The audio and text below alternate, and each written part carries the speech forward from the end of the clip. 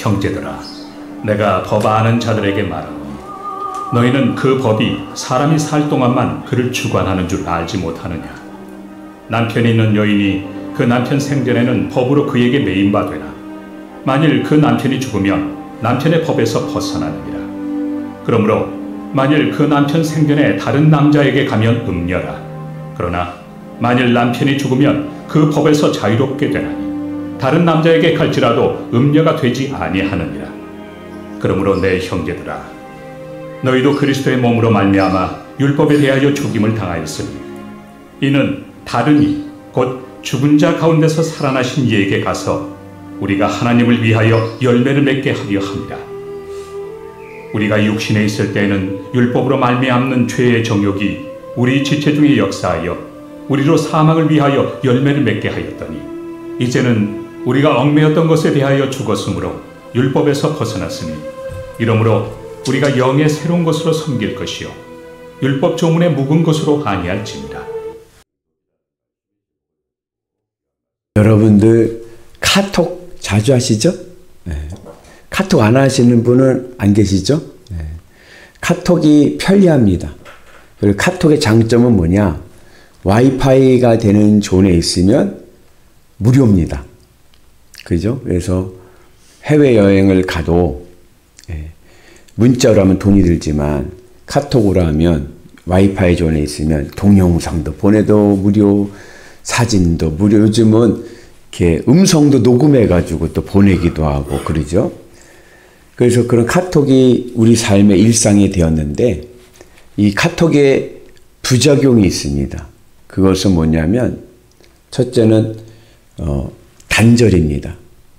그러니까 대화를 안 하고 카톡으로 해요. 그죠? 이렇게 예전에는 이렇게 전화로 했던 내용도 요즘은 그게 다 카톡으로 주고받고 그러잖아요. 그래서 재미난 얘기인데 식당에 가족들이 아이들하고 부모님하고 식사하러 왔어요. 주문을 시키는데 물어보질 않는 거예요. 그리고 카톡으로 단톡방에다 가족 단톡방에다 뭐 먹을래? 나는 짜장, 나는 뭐 이렇게 해갖고 하지 대화를 하지 않고 가족 간에도 전화하지 않고 그냥 카톡으로 단톡방 하나 만들어 놓고 거기서 문자로 주고받고 하죠. 그래서 단절이 왔다. 또 하나의 부작용은 또 뭐냐면은 그것은 불안해하는 겁니다. 이제 카톡을 안 하면 불안해하는 거예요. 그래가지고 자꾸 수시로 뭐 왔나? 뭐 왔나? 이게 보게 되고 또 아이가 계속 카톡만 하니까 그것을 엄마가 이제 핸드폰을 뺏었어요. 뺏어서 카톡을 못하게 했더니 애가 막 불안해해가지고 막 손을 떨기도 하고 그러한 이제 중독 현상이 일어나는 거죠. 그래서 카톡의 단절과 그리고 이러한 불안감에 대한 중독 증세가 있는 부작용이 있는데 이걸 이제 비유로 하면 오늘 바울이 얘기하는 율법에 대한 이야기를 하면은 율법이 카톡과 같은 부작용을 가지고 있습니다. 그러니까 카톡을 안 하면 불안해하고 대화의 단절을 만들듯이 율법에 중독이 돼버리면 율법이 없으면 불안해하는 거예요. 율법이 없으면 불안해하고 그리고 하나님과 대화를 하지 않고 문자로 주고받고 문자로만 이해하려고 합니다. 하나님과 인격적인 만남이 없이 그냥 문자로만 이해를 하고 그리고 신앙생활을 하게 됩니다. 그러한 이제 신앙의 부작용이 이제 일어나게 되는 거죠. 그래서 오늘 사도 바울이 오늘 이 율법에 대해서 이제는 우리는 죽고 그리고 우리 성령으로 살아야 된다 이 말씀을 합니다. 로마서 3장에서 바울이 무엇을 말씀했냐면 하나님은 우리를 무엇으로 의롭게 여기시는가? 하나님은 무엇으로 우리를 마음대로 하시는가? 하나님은 우리를 율법으로 마음대로 하시는 것이 아닙니다. 하나님은 우리가 율법을 잘 지켜서 의롭다 인정해 주시는 것이 아니라 우리가 하나님 앞에 의롭다 인정을 받은 것은 믿음으로입니다. 내 마음을 예수님 앞에 바쳐서 예수님으로 기쁘고 만족하는 그 믿음으로 하나님께서 우리를 의롭게 여기신 것이지 우리의 행위로 우리가 법을 잘 지켜서 우리가 의롭다 인정받은 것이 아니죠. 그리고 하나님이 우리를 믿음으로 의롭다 하셨고 그러한 믿음의 의롭다함으로 살아가는 성도의 삶이 로마서 6장에서는 십자가 복음의 원리로 나타납니다. 그래서 이제는 나는 죽고 주는 살고, 이제 주님이 내 안에 사셔서 주님의 은혜로 살아가는 은혜가 있기를 축복합니다. 그렇게 주님의 은혜로 십자가 복음으로 살아가는 자의 삶은 율법으로 사는 게 아니라 성령으로 사는 겁니다. 우리가 주님의 은혜 안에서 성령 충만의 은혜가 있기를 축복합니다. 오늘 말씀을 가만히 보면은 사도 바울이 재미난 건 아니고 아주 독특한 비유를 들었어요. 그 무슨 비유를 들었냐면 율법을 남편으로 비유해서 얘기를 하는 거예요.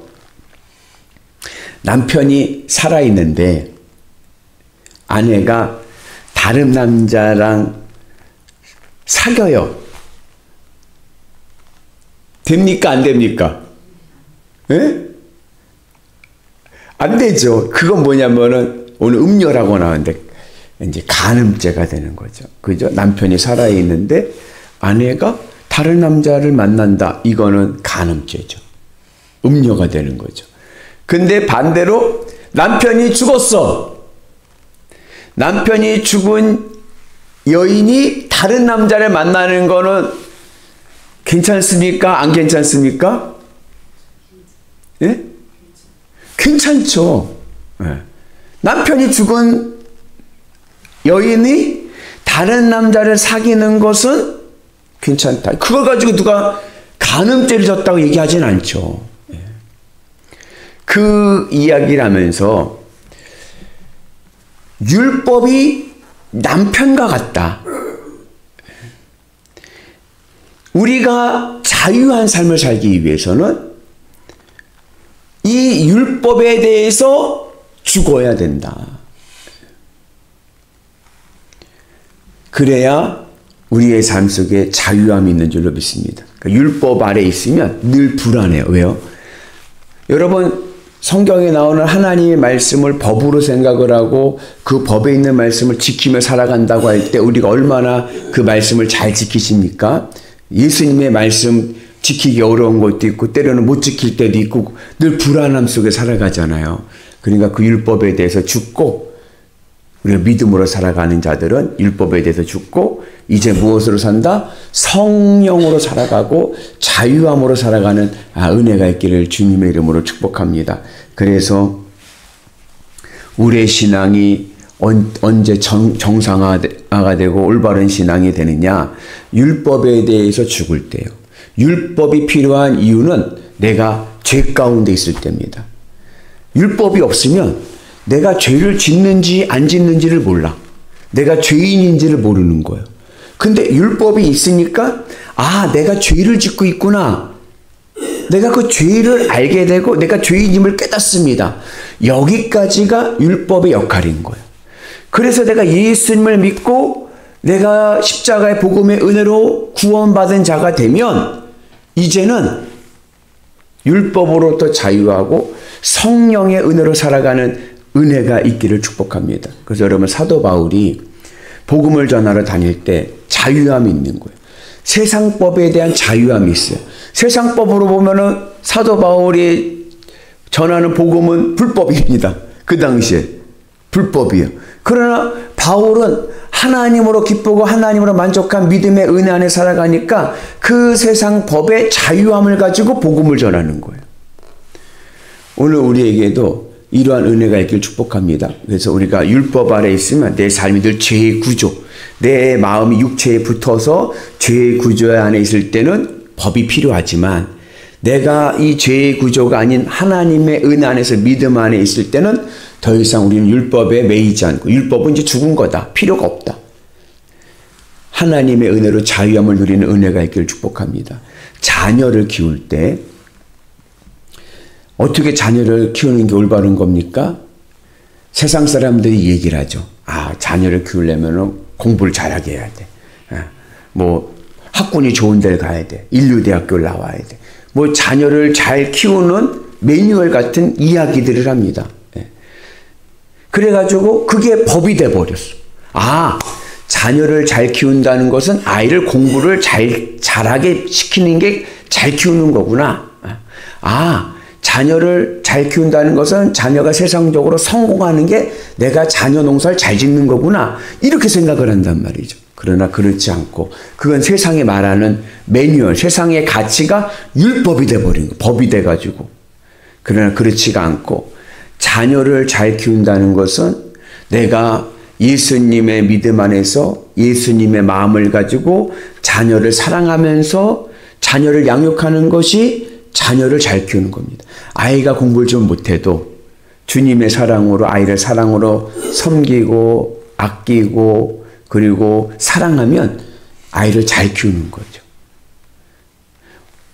야, 이거밖에 못했어! 혼내는 것보다는 자녀를 사랑으로 감싸주고 그리고 아이에게 버팀목이 돼주는 것이 오히려 더 잘 키우는 거고 아이에게는 더 큰 유익이 될 줄로 믿습니다. 그래서 오늘 우리는 이제는 더 이상 율법에 매이지 말고 성령의 은혜로 살아가는 은혜가 있길 축복합니다. 그래서 이제 로마서 7장에서 바울이 얘기하는 메시지는 이제는 십자가 복음의 은혜 안에 있는 자는 율법으로 살지 말고 무엇으로 살아라? 성령으로 살아라.